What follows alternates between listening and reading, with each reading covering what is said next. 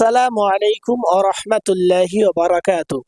আমার সুপ্রিয় দিনদরদি ভাইরা এবং আমার প্রিয় মা ও বোনেরা, আমরা অনেকেই ৫ ওয়াক্ত নামাজ আদায় করি, আমরা অনেকেই কোরআন পড়ি, কিন্তু সেই নামাজ পড়তে গেলে, সেই কোরআনকে স্পর্শ করতে গেলে সর্বপ্রথম আমাদেরকে পবিত্রতা অর্জন করতে হয়, অর্থাৎ ওযু করতে হয়। তো আমরা সকলেই ওযু করে থাকি, কিন্তু আমরা এই বিষয়গুলো জানি না যে অজু কোন কোন কারণে ভেঙে যায়, অজু কোন কোন কারণে ভঙ্গ হয়ে যায়। আমরা অনেকেই আছি যে অজু ভঙ্গ হওয়ার পরেও নামাজ পড়ে ফেলি এবং আমরা গুনাহগার হয়ে যাই, এবং অজু ভঙ্গ হওয়ার পরেও কোরআনে স্পর্শ করে ফেলি। তো সেই কারণে আমাদের অনেক গুনাহ হয়ে যায়। তো আজকে আমরা জানবো যে কি কি কারণে, কি কি কাজ করলে অজু ভেঙে যাবে, অজু আর থাকবে না। সুপ্রিয় দর্শক, তো আমাদেরকে সর্বপ্রথম এটা জানতে হবে যে অজু ভঙ্গ হওয়ার মোট ৮টি কারণ আছে।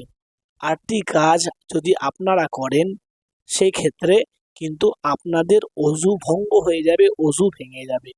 তো সেই ৮টি কারণ আজকে বিস্তারিত জেনে নেওয়ার চেষ্টা করব ইনশাআল্লাহু তাআলা। ওই জন্য ভিডিওটি আমরা সকলেই শেষ পর্যন্ত দেখে সম্পূর্ণ বিষয়টি জানার চেষ্টা করি। সুপ্রিয় দর্শক, তো সর্বপ্রথম আমরা জানলাম যে মোট ৮টি কারণে অজু ভঙ্গ হয়ে যায়। সো সেই ৮টি কারণের মধ্যে ১ নম্বর কারণটি হচ্ছে, কোনো ব্যক্তি যদি প্রস্রাব পায়খানা করে, কোনো ব্যক্তি যদি প্রস্রাব পায়খানা করে, সেক্ষেত্রে তার অজু ভঙ্গ হয়ে যায়। এবং তার সাথে সাথে প্রস্রাব অথবা পায়খানার রাস্তা দিয়ে যদি অন্য কোনো জিনিস বের হয়ে যায়, তাহলেও কিন্তু তার অজু ভঙ্গ হয়ে যায়। সুপ্রিয় দর্শক, তাহলে ১ নম্বর কারণ হচ্ছে প্রস্রাব পায়খানা করা অথবা ওই ২ রাস্তা দিয়ে কোনো অন্য জিনিসের বের হয়ে যাওয়া। দ্বিতীয় নম্বর কারণ হচ্ছে, কোনো শরীরের কোনো জায়গায় ধরুন কেটে গিয়েছে, অথবা শরীরের কোনো জায়গায় ফোঁড়া হয়েছে, তো সেই ফোঁড়া জায়গা থেকে অথবা কাটা জায়গা থেকে যদি রক্ত বেরিয়ে গড়িয়ে যায়, তাহলেও কিন্তু অজু ভঙ্গ হয়ে যায়। সুপ্রিয় দর্শক, আমরা অনেকেই বিষয়টি জানি না এবং আমাদের অনেক জায়গা থেকে রক্ত বেরিয়ে গড়িয়ে যায়, তো সেক্ষেত্রে আমরা পুনরায় কিন্তু আর অজু করি না। সুপ্রিয় দর্শক, তো এই কারণগুলি আমরা জেনে অবশ্যই পুনরায় অজু করে নেওয়ার চেষ্টা করব, যদি আমরা নামাজ পড়ি, যদি আমরা কোরআনকে স্পর্শ করি। সুপ্রিয় দর্শক, তো দ্বিতীয় নম্বর কারণ হচ্ছে রক্ত অথবা পুঁজ বেরিয়ে গড়িয়ে যাওয়া।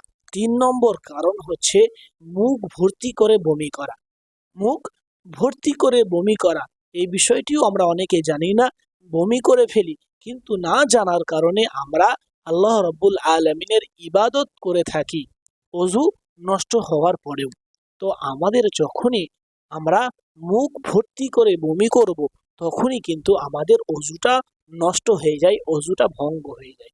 ওই জন্য সুপ্রিয় দর্শক, যখনই আমরা অজু করব, বমি করব, তখনই অজু করে নেব ইনশাআল্লাহ। আর ৪র্থ নম্বর কারণ হচ্ছে, নামাজের মধ্যে কোনো ব্যক্তি যদি উচ্চ স্বরে হাসে অর্থাৎ অট্ট হাসি হাসে, যে হাসিকে বলে অট্ট হাসি হাসা, খিলখিল করে হাসা।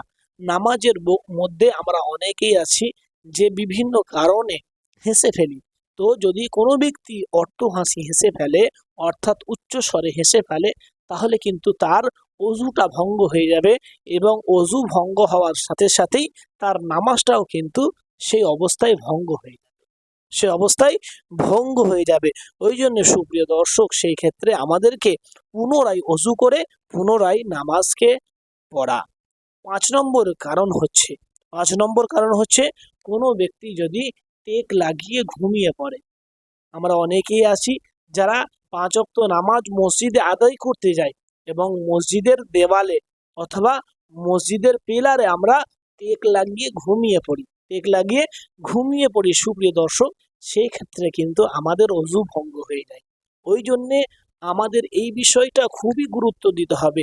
যদি আমরা মসজিদে গিয়ে টেক লাগিয়ে ঘুমিয়ে পড়ি, পুনরায় কিন্তু নামাজ আদায় করার পূর্বে আমাদেরকে অবশ্যই অজু করতে হবে। যদি না অজু করি, আমাদের নামাজটা বিনা অজুতে বিনা পবিত্রতা অর্জন করেই হয়ে যাবে এবং আমরা গুনাহগারে লিপ্ত হব, গুনায় লিপ্ত হব। ওই জন্যে যখনই আমরা টেক লাগিয়ে ঘুমাবো অবশ্যই অবশ্যই অজু করে নেব পুনরায়, অবশ্যই পুনরায় অজু করে নেব। আর 6 নম্বর কারণ হচ্ছে কোনো ব্যক্তি যদি বেহুশ হয়ে যায়, বেহুশ অর্থাৎ কেউ যদি অজ্ঞান হয়ে যায়। তো সুপ্রিয় দর্শক, তাহলে 6 নম্বর কারণ হচ্ছে কোনো ব্যক্তি যদি অজ্ঞান হয়ে যায়, জ্ঞান হারিয়ে ফেলে, তো সেই ক্ষেত্রে তার কিন্তু অজু ভঙ্গ হয়ে যায়, অজু নষ্ট হয়ে যায়। পুনরায় ইবাদত করার জন্যে, পুনরায় কোরআনকে স্পর্শ করার জন্যে অজু করতে হবে। আর 7 নম্বর কারণ হচ্ছে কোনো ব্যক্তি যদি পাগল হয়ে যায়, কোনো ব্যক্তি যদি পাগল হয়ে যায়, সুপ্রিয় দর্শক, দেওয়ানা হয়ে যায়। আমরা অনেকেই আছি যারা দেখি যে মানুষ থাকতে থাকতে ভালো মানুষ পাগল হয়ে যাচ্ছে, জ্ঞান হারিয়ে ফেলছে।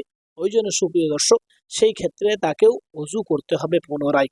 আর 8 নম্বর এবং শেষ কারণ হচ্ছে কোনো ব্যক্তির যদি থুতুতে, কোনো ব্যক্তি যদি থুতু ফেলা অবস্থায় তার মুখ দিয়ে যদি রক্ত বের হয়, ধরুন আপনি থুতু ফেলছেন এবং আপনার মুখ দিয়ে থুতুর সাথে সাথে, কফের সাথে সাথে রক্ত বের হচ্ছে, যদি রক্তের পরিমাণটা বেশি হয়, যদি থুতুর থেকে রক্তের পরিমাণটা বেশি হয়, সেক্ষেত্রেও কিন্তু আপনাদের অজু ভঙ্গ হয়ে যাবে। সুপ্রিয় দর্শক, আশা করি আপনারা বুঝতে পেরেছেন যে 8টি কারণে অজু ভঙ্গ হয়ে যায়, অজু ভেঙে যায়। সে 8টা কারণকে আমরা ফলো করার চেষ্টা করব ইনশাআল্লাহ তাআলা।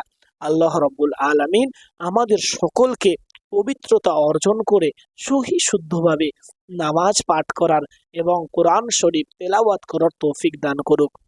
আল্লাহুম্মা আমিন। আজকের ভিডিওটি এটুকুন। ভিডিও যদি ভাই ভালো লাগে একটু অন্য মানুষের কাছে শেয়ারের মাধ্যমে পাঠিয়ে দিই, যাতে অন্য মানুষেরাও এই বিষয়গুলি জানতে পারে। আসসালামু আলাইকুম ওয়া রাহমাতুল্লাহি ওয়া বারাকাতুহু।